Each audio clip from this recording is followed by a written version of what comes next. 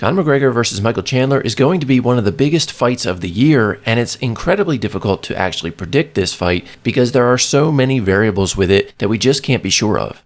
Now, I don't think any of that is going to stop a lot of people from having very definitive opinions one way or the other as to what's going to happen. But as I try to determine my own opinion as to what's going to happen, I decided I'm going to lay out all the different factors that I think are important in this fight and then assign those to who I think has the advantage. And hopefully by the end of that, I'll have a better idea as to who has the bigger edge in this fight.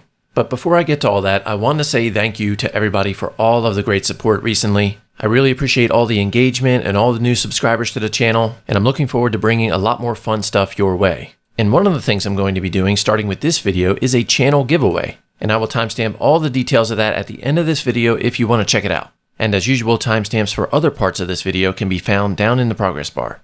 So let's dive in and first take a look at all the different criteria I've come up with to assign to either Michael Chandler or to Conor McGregor. Then as I assign these to each of them, I'll go into further detail about what I mean and why I think it's relevant. And what you're looking at right now is the format I'm going to use as I go down the list. So the first criteria that I'm going to throw out is fight style, and I have to give this to Conor McGregor. The fact of the matter is, Conor's traditional style of fighting is the perfect style to take out Michael Chandler. Conor has long been known for his counter-striking and his sniper ability, and when you have a style like Michael Chandler that comes marauding in, it's pretty much tailor-made for somebody like Conor to catch him with a shot and take him out. And while Michael Chandler has a decent chin, he definitely does not have a granite chin. And when I think about the ways that this fight could play out, it is easy to imagine Michael Chandler getting dropped by something big early in the fight. And with that said, the next criteria I'm going to throw out, which I think is pretty related, is fight IQ, which I also have to give to Conor McGregor. Whereas Michael Chandler is much more of a brute force and aggressive style fighter, Conor McGregor has historically been a much more patient and calculated one. And I feel like that element could help him a lot to deal with the pressure that Michael Chandler is going to be putting on him early in this fight. And it's the next element of precision that I think could really be a big factor for Conor McGregor in this fight.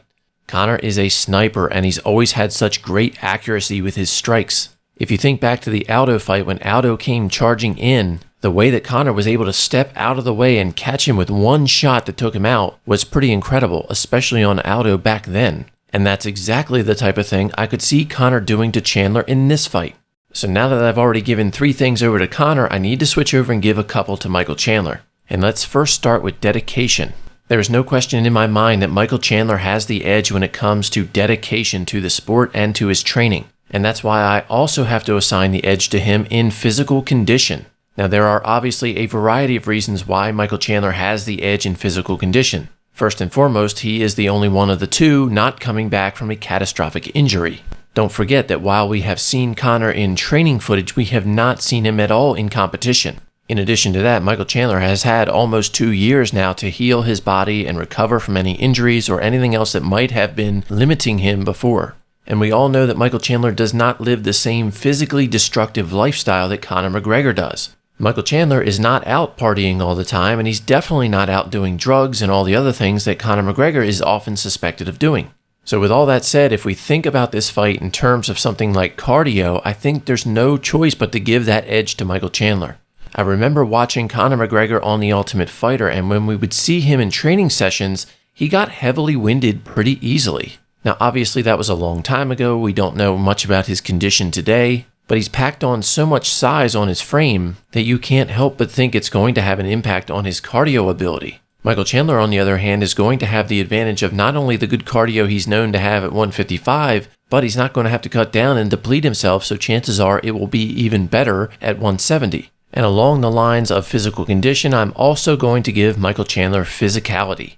I think even with the additional size that Conor McGregor has put on, Michael Chandler will still be the stronger of the two. And I believe he can use that to his advantage if he decides to take the fight to different places, especially if he decides to wear Conor out by using his superior wrestling. So I'm highly confident that the longer this fight goes, the more it will favor Michael Chandler.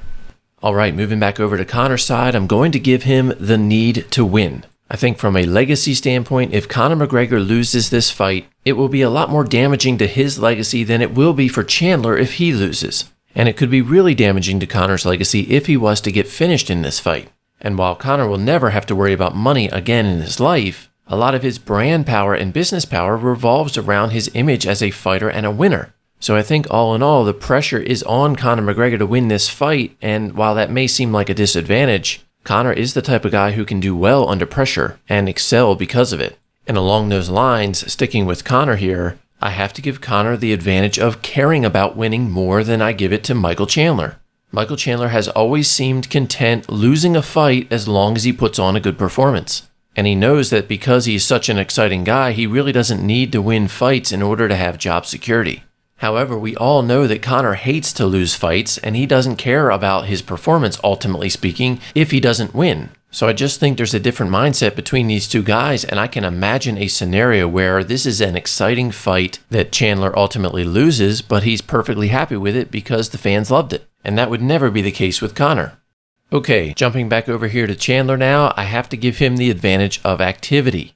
Even though Michael Chandler has been inactive now for quite a while, he's still been far more active than Conor McGregor has over the last couple of years.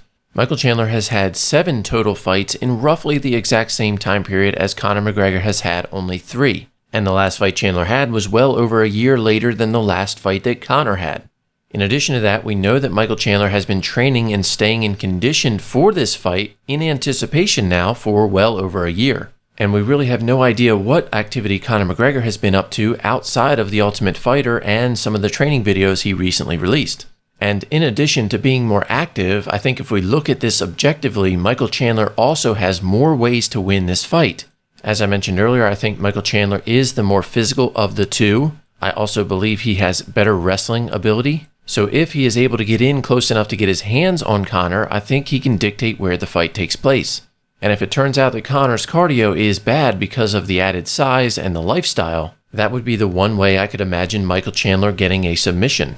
Now, the final thing I'm going to put in Michael Chandler's column is reliability. You know he's going to be committed, you know he's going to be in tip-top shape, you know he's going to be exciting and dangerous, and there just simply are not a lot of variables and unknowns about him right now, other than the fact that he hasn't competed in a while. But given his commitment to the sport and his health, I really don't think that's going to detract from him much. So now I'm going to flip back to Conor and give my final point for him, and I'm going to give him the advantage of the story. Now, this is by far the most superstitious and intangible item on the list, but over many years of observing the sport, I've noticed that oftentimes it's the person that is better favored by the story that ends up winning the fight. And if you look at the landscape, in the event that Conor was to win this fight, there are so many different exciting pathways that could be taken, and the general excitement for it all would be far greater than if Michael Chandler wins this fight. In fact, if Michael Chandler wins, all that I can really see is that it would be business as usual. Now, is that any sort of indicator I would put money on by itself? Absolutely not. And there definitely have been times where it did not work out that way. But I do feel like it's something that has been true more often than not. So after going through all this different criteria, I think if you were to ask what is the logical conclusion, I think the logical conclusion is that Michael Chandler should be the one to win this fight. After all, there are just so many unknowns with Conor, and even some of the things about him, like his reaction time, his speed, could all be diminished not only because of the passage of time, but because he hasn't been active and he's been living a pretty hard party lifestyle for quite a while now. So some of the things that I have on the list for him, like his fight style and fight IQ, which rely on things like his reaction time and speed, they might not be the same, and so I could be wrong in assigning those to him. Now, if we were talking about a prime 2016 Conor, I think this would be a very easy pick just due to the fight styles. But then on the other hand, when I try to settle on Michael Chandler as a pick, I just can't do it confidently, because I know there is a possibility that we see the Conor of old and he surprises us all. So I think what I'm going to do is wait until we get a little bit closer to the fight, and maybe some additional information will have come out by then. So at that point, I'll try to more formalize who I think will win, but even more specifically, I will look at the lines and the betting opportunities that I think could make a lot of sense regardless of who you think will win the fight. So stay tuned for that in a couple of weeks. And let me know down in the comments, who do you think has the edge in this fight? I would love to hear your opinions on that. And if you enjoyed the video and the breakdown, please give it a like and subscribe to the channel if you haven't already. I would really appreciate that. And with all that said, let's get into the channel giveaway stuff. My goal at this point is to reach 1,000 subscribers, and I'm getting very close. At the time I looked before making this video and planning the giveaway, I was at 640 subscribers. So that means I need another 360 to get there. So if and when I'm fortunate enough to hit that milestone, I'm going to turn the subscribers that I need into dollars and pick 2 people to win a prize equal to $180 each. Now, in order to qualify, you need two simple things. The first is you have to be subscribed to the channel. And second of all, you have to leave a comment that lets me know you actually watch the content of the video. There's no length requirement or anything like that, and you can be critical of the opinion that I hold in the video. I just have to be able to tell from the comment that you watched it. And I do retain full discretion over that, because what I don't want is just a bunch of random comments and people clicking in and out of the video.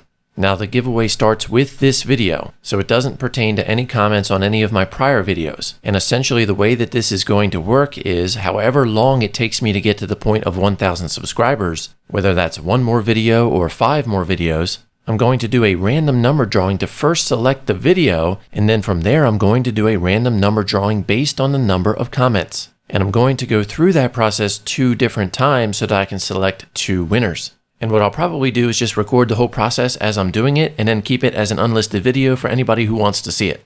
Finally, with this, I will be putting a link down in the description with all the details and rules, so be sure to check that out. So that's going to be it for today. Thank you very much again for all the support. Really appreciate that, and I will look forward to seeing you in the next one.